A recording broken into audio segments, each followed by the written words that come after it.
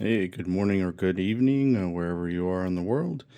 This is Jason, also known as Ominous Prime, and today we're going to be taking a look at what's supposed to be Fans Toys, Outrider. There's going to be a separate unboxing video that kind of talks about what's in the box and whatnot from originally getting this. I got this from the Chosen Prime. I just got here today. I've had the opportunity to take a look at it, transform it back and forth one time. And so I'm going to kind of give you an idea of what my experience is here with Outrider, Fans Toys version of Trailbreaker from Generation 1. Now, to start with, let's go ahead and take a look at the accessories. It comes equipped with this blaster already, well, not in hand, but instead of hand. But you get this here, so you can go ahead and replace that. And kind of suffers a little bit from the typewriter fingers. You know, if he's going to be typing, looks perfect, you know, or maybe he's using a mouse. Whatever it is, he's got little bends here instead of it being straightened out like more modern Fans Toys releases have had. The other thing that this is on, it's on a mushroom peg. And I've had interesting times with the one that's already on there for his right hand. It tends to slide off of the mushroom peg real easy on that one. This one seems to be a lot more secure. This has the same articulation that one would have. So you have a ball joint, and then you have pins here for the joints. So it doesn't splay open like so. It's stuck in this position like this. Now, with a weapon in hand, it doesn't look bad. In fact, it just looks like his hand's relaxed and ready to pull a trigger. So maybe that's what they were going for here. But there's a lot of things about this release that's a bit odd. Well, without having to go click another video, let's go ahead and take a look into some of the weird stuff. We don't have the traditional artwork that would be here on a Fans Toys release, where they would have a commissioned artist. But this one, they went with a grid. It's very 80s, and you get kind of like a stencil of Outrider for the figure, and then we have some Chinese writing here. And on the sides, it's pretty much on every side here. You have stenciling for the alt mode, along with it saying Outrider. You'll notice on here it doesn't say Fans Toys anywhere on the box, and some believe that that has to do with Takara Tomi's release that's coming soon for an official Trailbreaker, which I do have on order, and when I get that in, then I'll compare them. I don't want to really do that now. I just want to talk about Outrider here and what my experience has been with them so far. So it's these little things in here. It's like these were, text that was just put on here for a test. The collector's card that it comes with, which does have artwork for Outrider, where it's like full figure art. On the reverse side, it's got Rig on there instead, as far as like the description that goes on Rig's card. So it's like another placeholder text that's there. So the packaging for this, if you get it now, is going to feel a bit incomplete, and it doesn't say anything about Fans Toys on it on the box. What I actually think about this figure, we've been waiting for this guy close to 5 years for him to come out. And I know that they had another version originally that they were working on, and then they kind of went back, kind of like redesigned them, kind of like what they're doing with their version of Blitzwing that we're still waiting on. But for this one, there's some designs that feel a bit old. To start with, just getting back to the accessories first, we do have swappable faceplates. And this is a lot like what was being done around the time that official Inferno was released. And you got clear plastic here, but it's painted. The visor is like a separate piece, so you need to be careful not to lose those. You'll notice that the sculpt here for his face is a bit narrow with a longer chin, where we have another version of the Screaming face whose chin's a bit shorter and it's more squared off.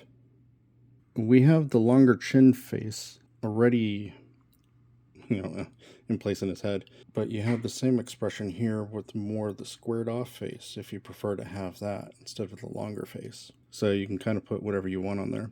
One thing that's missing here, this again just my opinion, is getting a diaclone head to replace this one. The other thing that we have here for accessories is this gun. This gun here is actually very common among the different Autobots. They've actually had several that wielded the same gun.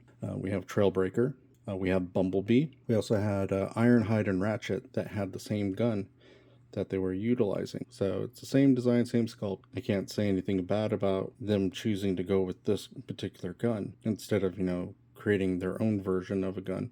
The last accessory that he comes with is a satellite dish. And the satellite dish has a hinge on it, so you can position this. And one thing I'll say is there's a lot of tolerance issues. Everything is really tight for the most part on this one. And that's not necessarily a bad thing, but you have to be careful because a lot of the plastic actually feels kind of soft. It's one of those things that it's a little bit scary, and that's a little weird for fans' toys to have. But that's the accessories here. Let's go ahead and take a look at some of the design elements that they've done here with Outrider. Now the logo, I put that there. Some people may not like the one I chose here, but the other labels I have that are just red with a clear backing, when I put it on here, it kind of disappears and it's hard to see that it's actually there. So I went with the silver outline so it'd stand out a little bit. That's what I was going for, something that we'd be able to see the emblem for the Autobots a lot better. So start with these additional accessories that are attached to him. This is on a ball joint, and so there's a lot of articulation that you get out of this, and there's a hinge here that's pinned. So if you want to make adjustments, you can with that to get whatever you need. This is also on a hinge, and you can hinge it up, you can hinge it down, whatever you need to do. I used to have X-Transbot's version of Trailbreaker. The reason I got rid of him and I got the original release was I didn't like how the shoulders were built. So the limited the articulation. And I understand that there was a tune version that was released where they corrected that and added some additional articulation. You couldn't get the arms to go across this way. And it was a real pain to get and pose them in any way. And so let's take a look at his articulation here so you can kind of see some of the things that they've done here. One of the complaints that people have right now, before we get right into that, is this connects right here, the head, by plugging into the top right here. So you have these two tabs that go into these slots, and this will plug in under here at the base of the neck, and that's to hold it in place. The problem that I've run into, and I'm sure a number of other people have as well, is this joint right here is so tight. It doesn't allow for it to lay flat all that well. In fact, it feels like it's trying to pull it up and out of the slot. Because before I started filming, this was actually flat. And so as part of transformation, you have to utilize this. And this is not a metal piece here. They went with plastic. And there's so much stress here that I fear eventually that this is either going to give and start moving freely, and that'll be fine because then it'll plug in and it'll work the way it's supposed to. Because when it's in alt mode, it doesn't need to be this stiff either. But right now, I got to be careful where I put pressure on this in order to get this to go. Otherwise, I risk breaking this because it's kind of a long piece that has, not only is it stiff here to move around, his head is actually on a swivel, and it's pretty stiff. So you get a full 360, which is good. His up and down motion is actually very limited, and he's supposed to be one of the bigger bots. So it's kind of a shame that he can't look down past his gut to talk to say Bumblebee or Cliffjumper. But he does have an ab crunch, which I do appreciate. It's pretty generous. It's not really here for transformation, so it's an actual joint they did, but they didn't build anything to kind of support the sculpt. It is toleranced well, so he's not going to flop around like crazy. it's tension, so it doesn't quite hold as well. And it just snaps back in. You do get full 360 here at the waist. Let's talk about the shoulders as I was talking about earlier. There's no butterfly joint. You can get a full 360, however, they put the wing mirrors here, or, you know, because this is the door that's ultimately hanging here. It's on a hinge, and this isn't toleranced as well as the rest of them. So it's constantly moving out of place, and you have to be careful when you're moving him around because of how this shoulder is built, that this could get caught on him and possibly break, because this is a piece of plastic, it's not metal.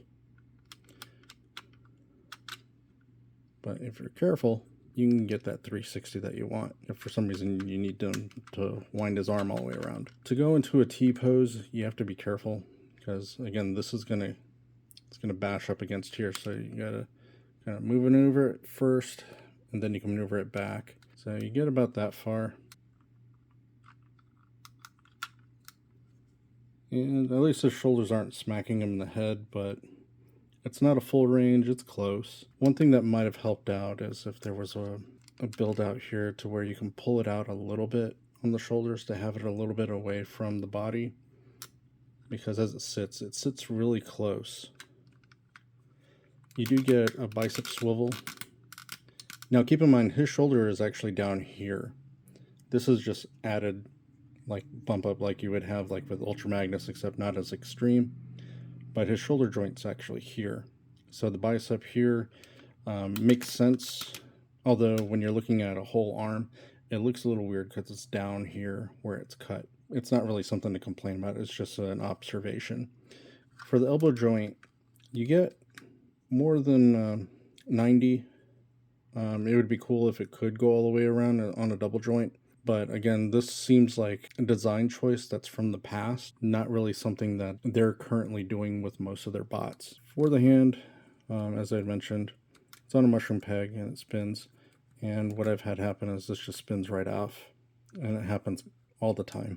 I don't know if the original idea was to go with these for both sides and then just pop them off and pop in, you know, the cannon here, you know, so you can do it on either arm. It seems like they started that way and then decided not to. And the materials for this feel different than it does from like the rest of the plastic that they used here. For the lower body, starting here with the legs, I do like how this is done.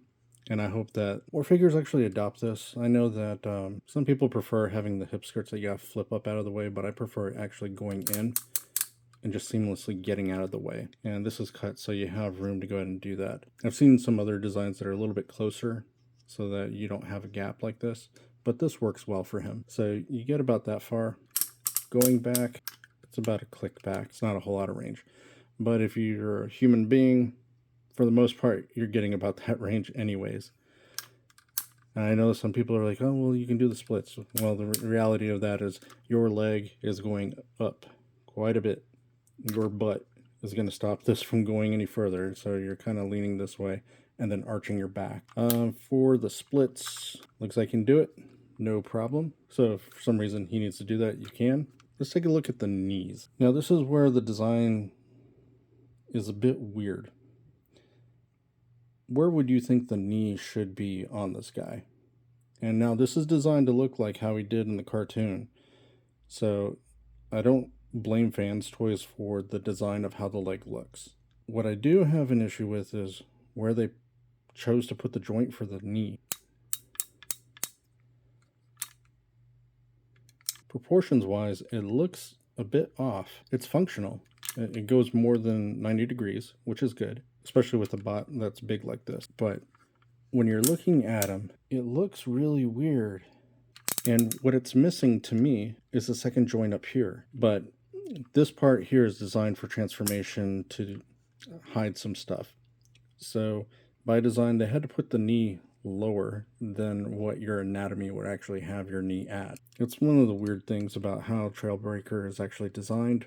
So I don't know, I guess I can't really blame them for the design, but I just don't like the placement of where the knee is on. And then down here, we do have an ankle rocker, which is good. We do also have a little bit up, not much, but there's some, and we get down a little bit. What you can do is this. is move this out of the way. It's like that 4 transformation, but this will give you added range here for toe tilt up and down. It breaks the sculpt a little bit, but you get a little bit more range out of it than you would have otherwise. This makes it solid so that it's just one piece, but hey, if you got it, you know, if you can manipulate it, you get a little bit extra range out of it. Looking at him though, this guy is painted all over the place, and it is good, and it matches. The reds came out nice. There's no chipping of the paint. I've looked over this several times just to make sure. Fans Toys did a great job of making sure that all of that looks great. Overall, you know, aside from some of the articulation beefs I have, I say that this guy actually transforms really well. He looks good, but let's go ahead and take a look at him with some size comparisons, and then we'll take a look at him in alt mode. Here, let's bring out Bumblebee. This is the official Bumblebee. There's MMC's version of Mirage, and he wasn't far away from having Hound with him. And for another official, we have Sunstreaker. The other one that he's often seen with. And here we go with third-party version here for Ratchet. That's Voodoo Toys. Here's actually a KO MP44. We'll talk about him someday, comparison with the official. And for Season 2 bot to go with him, the official Inferno. Inferno stands just about the same height. Just one thing to say about this guy. This is one of the best transformers I've had. Just for sheer transformation magic with that dude. But let's go ahead and bring together some other one. Make this look like an end of an episode. And here's Bad Cube's version of Sideswipe.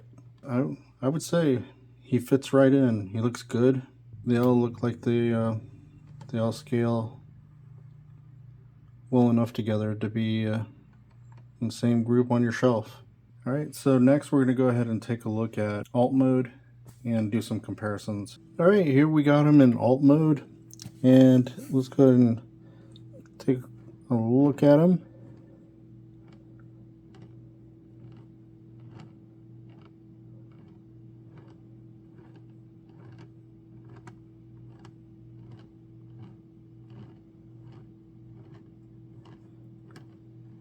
All right, let's take a closer look at him. And as you can see, Fans Toys did an amazing job of getting this paint to match up. This here, just so you're aware, this is so you can attach the satellite. It does flip over. It is really stiff.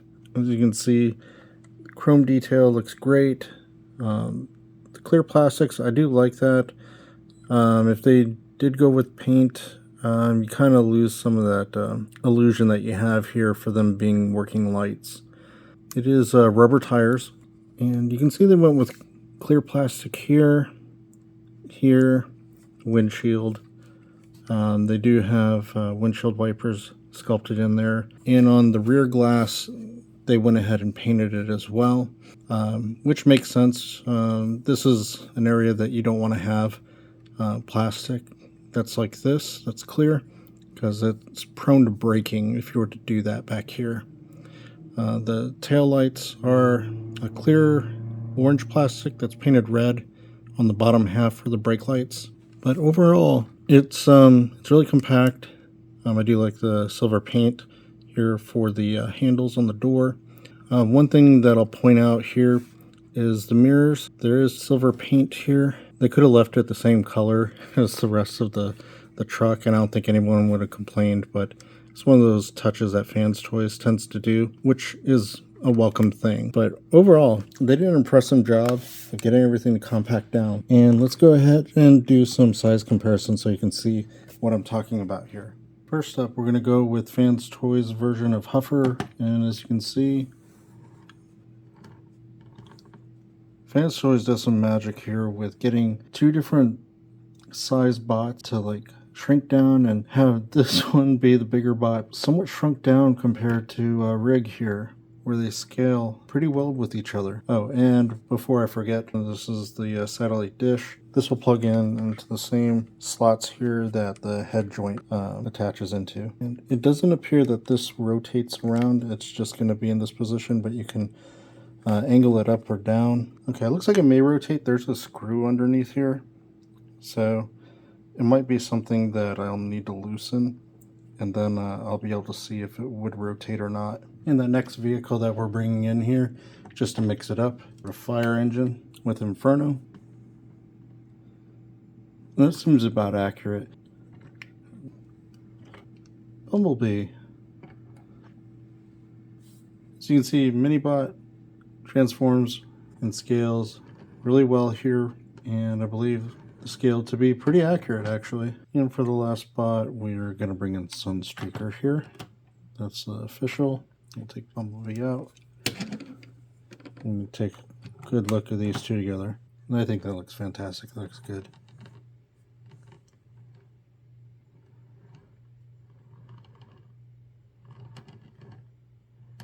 All right, a couple things here that I didn't mention here that I meant to is there is weapon storage. There's a couple tabs on the inside of the thighs.